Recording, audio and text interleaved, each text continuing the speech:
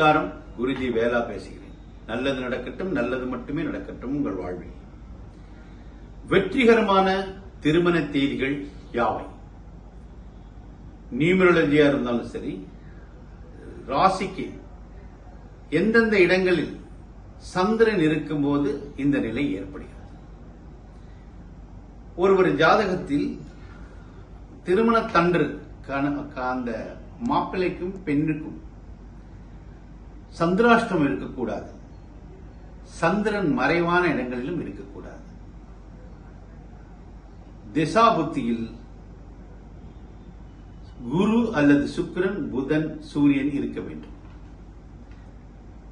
Numerology பெரும் பங்களிக்கிறது திருமண வாழ்வில். என்னுடைய திருமண வாழ்வில் கூட்டு எண்ணும் பிறவி எண்ணும் ஒன்றாக இருந்ததால் இன்று வரை திருமண வாழ்க்கை வெற்றிகரமாக ஓடுகிறது. 32 ஆண்டுகள் சந்தோஷமாகத்தான் வாழ்கிறோம். 1,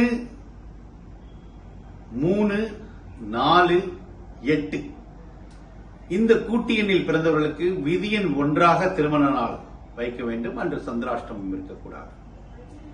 3, 6, 9 இந்த தேதிகளில் பிறந்தவர்களுக்கு 1 அல்லது 9 இந்த கூட்டு எண்ணில் திருமண தேதி நடத்த வேண்டும்.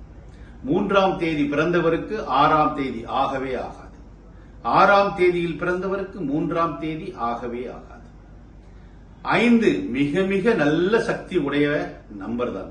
ஆனால் விதியன் 5 அல்லது பிறவியன் 5 திருமணம் செய்த பெரும்பாலானோர் 1 மாதத்திலோ 1 வருடத்திலோ சத்தியமாக பிரிந்து விடுவார்கள். மாற்றமே இல்லை. விதியன் 8, விதியன் 4 இந்த எண்ணில் திருமணம் செய்தால் குழந்தை பாக்கிய பேர் இருக்காது.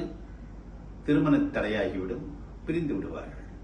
பெரும்பாலும் சந்திராஷ்டம் இல்லாத நாட்களிலும், சந்திரன் மறையாத நாட்களிலும், குருபலம், சுக்கிரபலம், புதபலம், வளர்பறை சந்திரபலம், சூரிய பலம் இருக்கும் நாட்களில் நியூமராலஜியும் சமமாக சரியாக எடுத்துக்கொண்டு விதியன் 1 ஆண் குழந்தையை பெற்றே தரும்.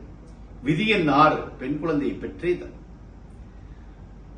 3, 6, 9 உடையவர்களுக்கு விதியன் 9 திருமணம் செய்தால் அழகான ஆண் குழந்தை பிறக்கும், சந்துஷ்டியாக வாழ்வார்கள். நியூமராலஜி திருமண தேதிகளில் மிகவும் பெரும் பங்களிக்கிறது. இதை பெரும்பாலும் ஒற்றுக்கொள்ள மாட்டார்கள் வேத விற்பனர்கள். ஆனால் உண்மை அதுவே. விதியென்னும் பிறவி எண்ணும் 5 விதியென்னும் 2 திருமணம் செய்தால் சத்தியமாக சொல்கிறேன், அந்த திருமணம் நிறைவேறாத ஆசைகளுடன் பிரிந்து விடுவார்கள். 5 மாற்றத்தை உடையது. 5 என்பது காற்று. காற்று ஒரு இடத்தில் நிற்பதில்லை. அதை போன்றே 5 எண்ணில் திருமண எண்ணில் திருமணம் செய்தால் அந்த கணவனும் மனைவியும் காற்றை போல ஒருவரை ஒருவர் ஒரு திசையில் பிரிந்து சென்றே ஆகிறார்கள். விதியன் 1 சூரியன், நிலைத்து நிற்கும் சூரியன் ஒரு இடத்தில் தான் நிற்கிறது. நாம் தான் சூரியனை சுற்றி வருகிறோம். நிலைத்த சூரியனின் விதியன் 1 திருமணம் செய்தால் நிச்சயமாக சொல்றேன், ஒரு வாழ்க்கை பல காலம் சேர்ந்தே வாழ்வார்கள்.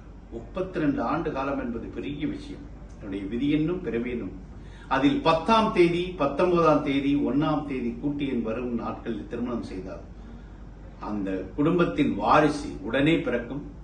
சந்துஷ்டியான திருமணமாக இருக்கும். சந்திராஷ்டமம் விதியன் 5, 8, 4 திருமணம் செய்யக்கூடாது. 2 பிறந்தவர்கள் 7 பிறந்தவர்கள் 2 திருமணம் செய்தால் அந்த திருமணம் வெற்றியடையும். சந்திராஷ்டமம் பெரும் பங்களிக்கிறது. சந்திரன் மறைவு பெரும் பங்களிக்கிறது.